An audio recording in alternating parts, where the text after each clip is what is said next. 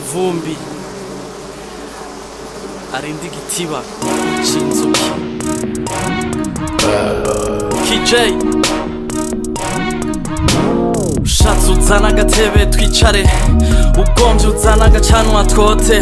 Je ngize ntya nisanga mu ibihe vya kera, abakoroni bataraza, abantu baho batuje bari mu kanama, bambonye mbona babazanya bampa ijambo, nanje ngo ngira ico mvuga, mpaguruze mbona baricaye ku mutima, ntimbaye Yozefu kwa Yakobo ntaravuga, bakomera amashyi rimwe, ako kanya ndajugumira, ntibimbizi kuri Yesu muri Bibiliya, bumbura ca gitabo c'isezerano rishasha.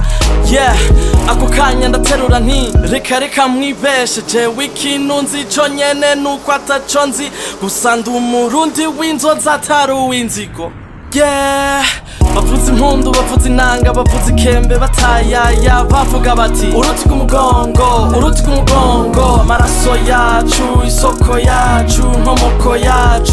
Uruti rw'umugongo, imico yacu, akaranga kacu, ubumwe bwacu. Uruti rw'umugongo, ibibero vyacu, ubuntu bwacu, impetso yaduhetse. Bati yewe buvivure bw'ubuvivi, umukama yama arakamaho. Murabarundi ntimuzi Uburundi, ntiye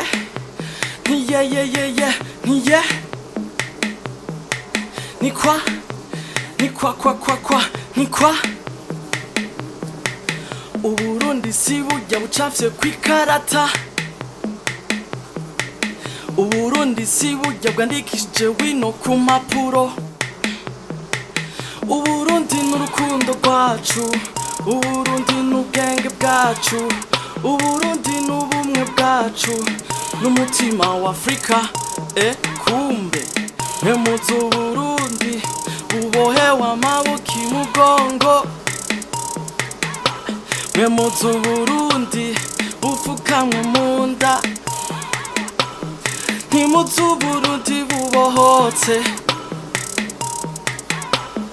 Intare mwishambiye, mutaga kumurangiye, ukwezi mwijoriye, ubwo nibwo Burundi. Uburundi burinzwe kandi burinda, burundiye hamwe. Uruti rw'umugongo, amaraso yacu, isoko yacu, inkomoko yacu. Uruti rw'umugongo, imico yacu, akaranga kacu, ubumwe bwacu. Uruti rw'umugongo, ibibero vyacu, ubuntu bwacu, impetso yaduhetse. Yeah, yemwe bise vy'ibisekuruza vy'Uburundi, ni kwibukanya ko ari igihe c'impore, igihe c'imbabazi, igihe co kwigaya, igihe co kurenga imbibe, igihe c'isezerano ubundi bwasezeraniwe, igihe co kwemerana, igihe co kubahana, igihe co kubumwe, igihe c'iterambere c'imbona kazoza ku mugambi wa leta 2040-2060, igihe co gukunda igihugu nk'amaraso yacu. Yeah, ni KJ, umurundi w'inzozi atari uw'inzigo.